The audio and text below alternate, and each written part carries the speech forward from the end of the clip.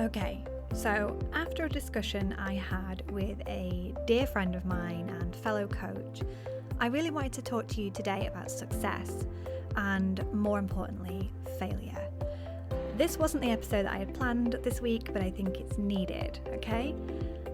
So, success is very individual, right? What I class as success won't be success to you.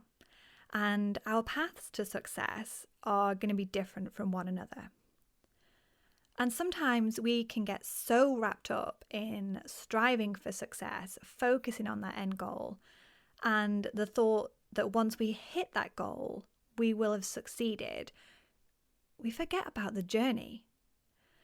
And for those of us that have set goals and thought, oh, well, when I hit this goal, I'll feel confident or like a quote unquote proper business, or insert whatever success feeling here. Are we ever satisfied? We most often criticize how long it took us, or we discredit ourselves in some way before focusing on the next goal and trying again. I know I'm guilty of that. Occasionally, I have days where I fail, I feel like I'm not cut out for it, I'm dissatisfied in some way, or, I just feel like I'm not moving forwards quick enough. And those thoughts creep in, like, am I really good enough? Was this a fluke? Am I cut out for it, right? And I have to stop and actually look at how far I've come.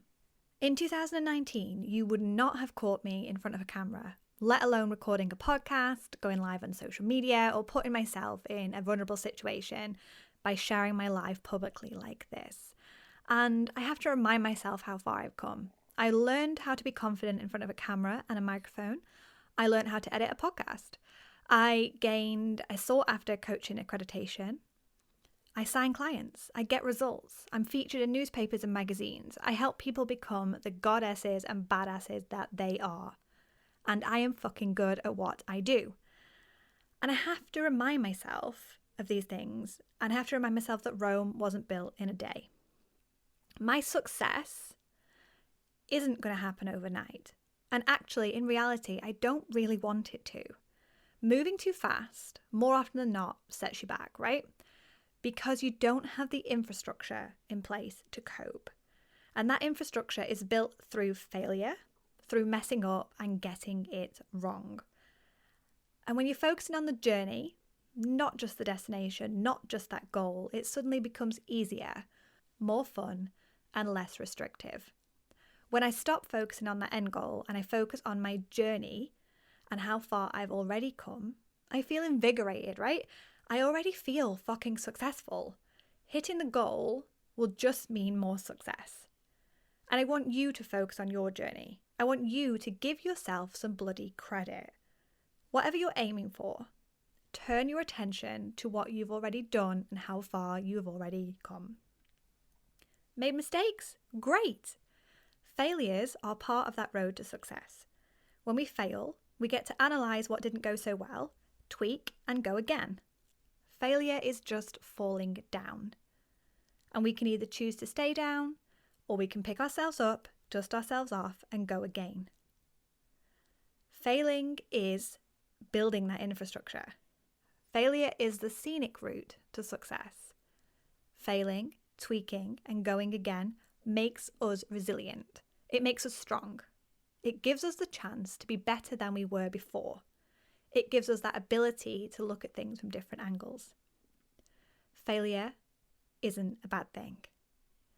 Next time you feel like you aren't going anywhere fast, focus on what you've already done and what you've achieved so far, and the obstacles that you've overcome, those failures that you've moved forwards from.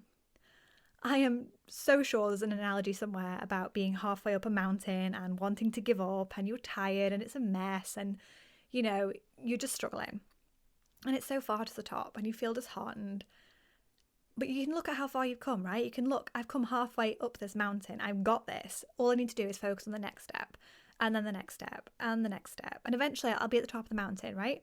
I'm sure there's a proper analogy, but I've just sort of winged that one. And that actually brings me to one of my favourite quotes about the next step. And it's, you don't have to see the whole staircase, just take the first step. You don't have to see the whole staircase. Just take the first step. And that's Martin Luther King Jr. So even if you fall down at that first step, or the next step as it may be, get back up and go again. We don't have to see how we're going to reach success. We don't have to know every step to get there.